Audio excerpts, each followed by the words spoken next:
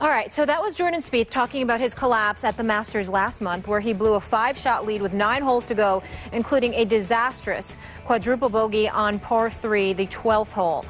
Skip, in this media age, can an athlete come back from that type of collapse? Stephen, I guess they can, but in Jordan Spieth's case, I'm starting to wonder, again, because of the media age we're in. I do want to compliment Jordan on the class and patience with which he has handled the constant interrogation about what happened on the 12th hole at Augusta National.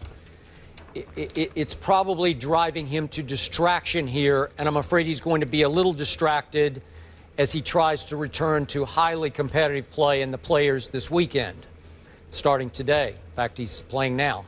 But the point is, I got to tell you, if I can just keep it in the golf realm for you, I have never, maybe I'm missing something in my memory, but Stephen A., I can't remember a great player, an all-time great golfer, a Tiger, a Nicklaus, a Hogan, a Palmer. I could go on and on. I can't remember those great majors winners suffering a single hole collapse while in control of a major championship the way Jordan Spieth suddenly and shockingly did.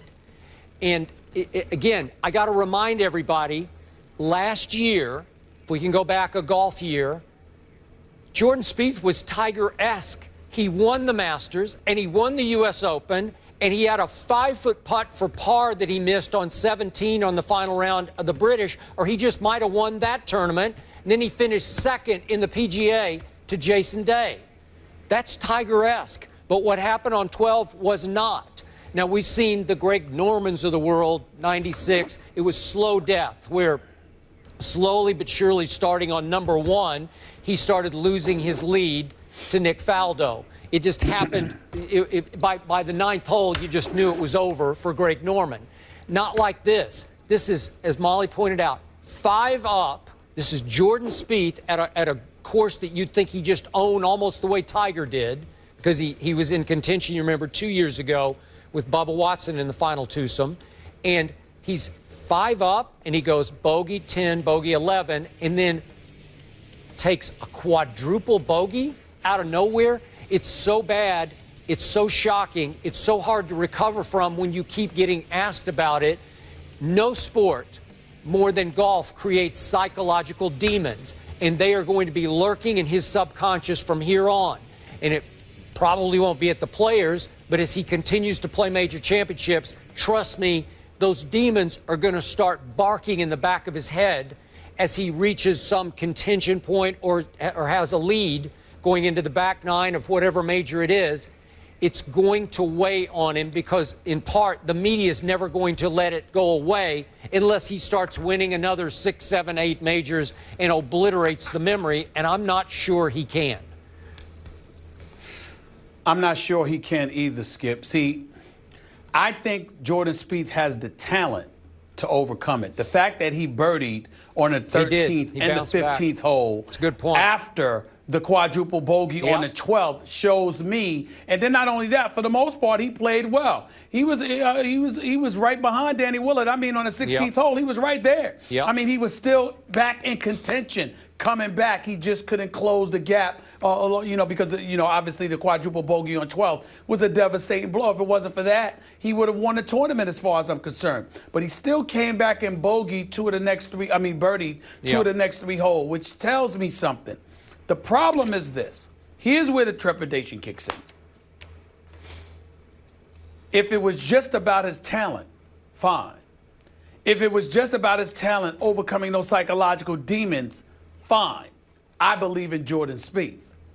The problem I think Jordan Spieth is going to have is that this moment will stay with him forever until he overcomes it. And it's not enough for him to just win a tournament in cruise control, running away. When pressure mounts is when folks are going to be in his face. And I don't know if he's going to know how to deal with that. That's the challenge here. Because if he doesn't know how to march on through that noise, that ultimately gets in his face and his ears, he can't win.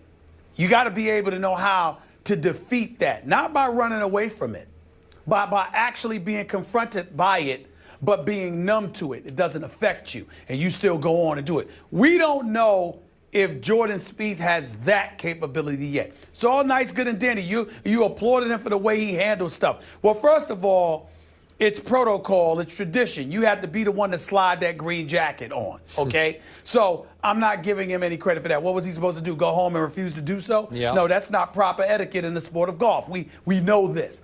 The post-tournament interview that, they didn't really ask him anything, but then he goes away for a few weeks. Like, he classified it like an off season. He was gone for 4 weeks. Well, I would like to think you'll wait that long. Once you come back and you get interviewed about it, of course you're prepared to answer questions. But you would think that it's going to end at some point. But it's not going to end. And it's going to be written about. It's going to be talked about. It's going to be debated. It's going to be speculated upon. Can he deal with that?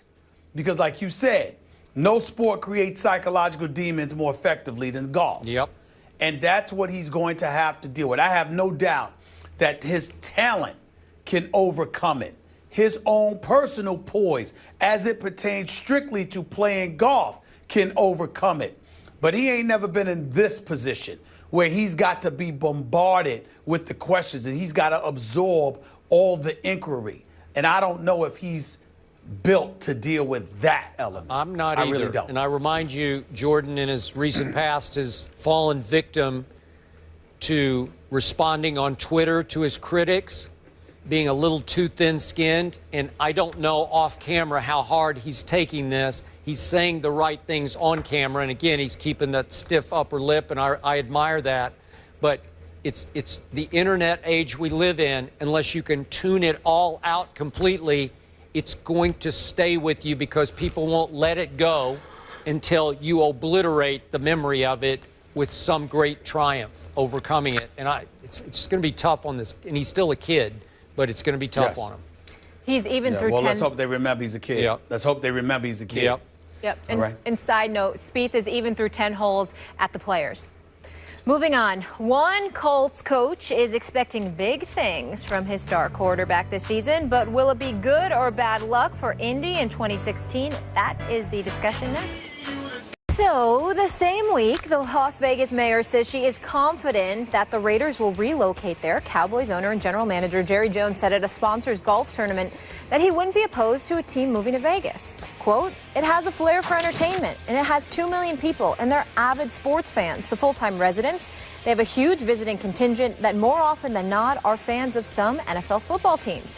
You add all that together, and it's certainly in a conversation about the future relative to the NFL. One of my favorite quotes here, Jones calls Vegas one of the real crown jewels of communities in the United States. Skip Bayless, do you agree with your owner? Stephen A. Smith, when it comes to football decision-making, I've occasionally questioned my man Jerry Jones. You have often questioned my man Jerry Jones. When it comes to dollars and cents decision-making, I never question Jerry Jones.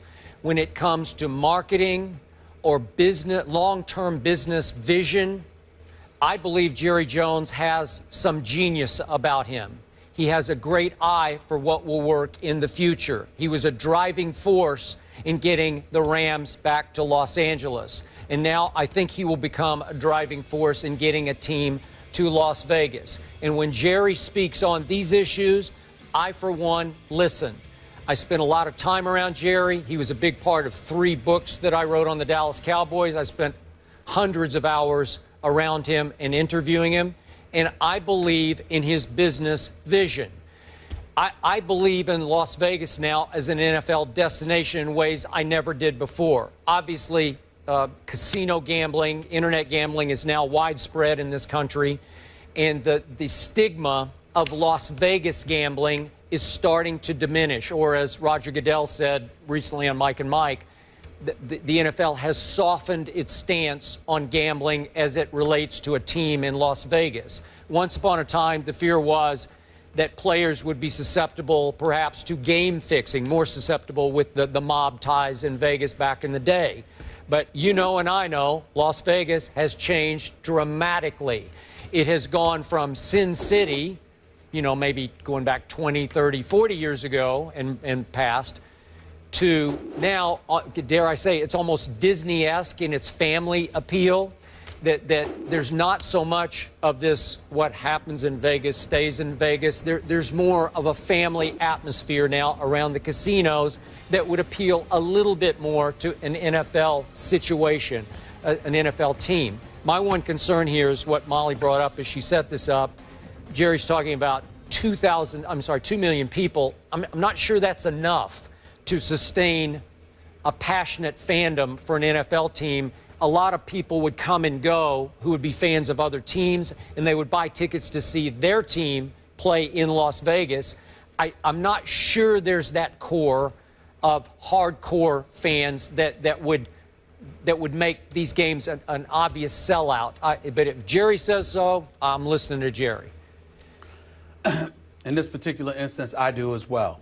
From a marketing standpoint, obviously, he's not to be questioned. He's hype machine personified. The one thing that he knows how to do is generate a buzz, and he knows how to make money. He doesn't know how to win. Let me take that back. He does know how to win. He just forgot over the last 20 years. But that's a different subject for another day. What I would say to you is this. 2.1 million residents in Las Vegas, over 42 million visitors to Las Vegas each year. And Jerry's right. Folks obviously are sports fans. Would I be concerned about gambling? Certainly, I still would.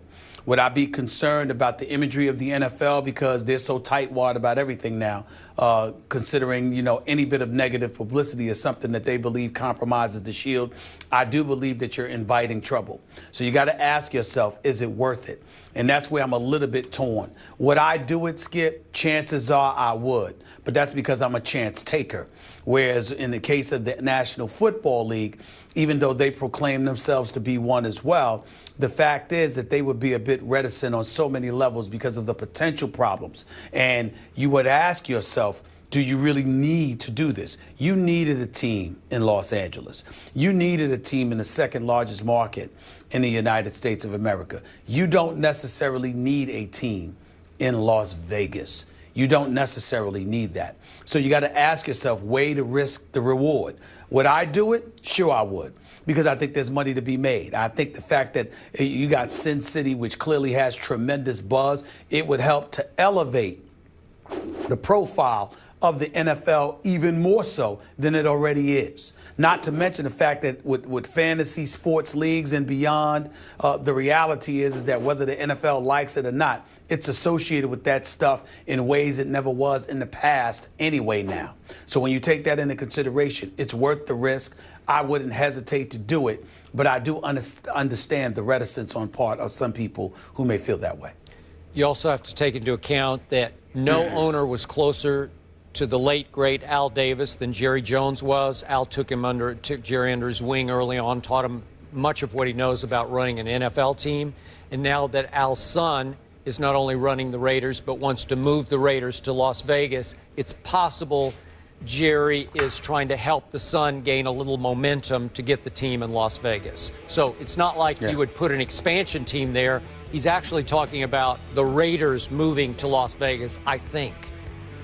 Yes, he is. Yeah. Yes, he is. He offered to put up $500 million of his own money.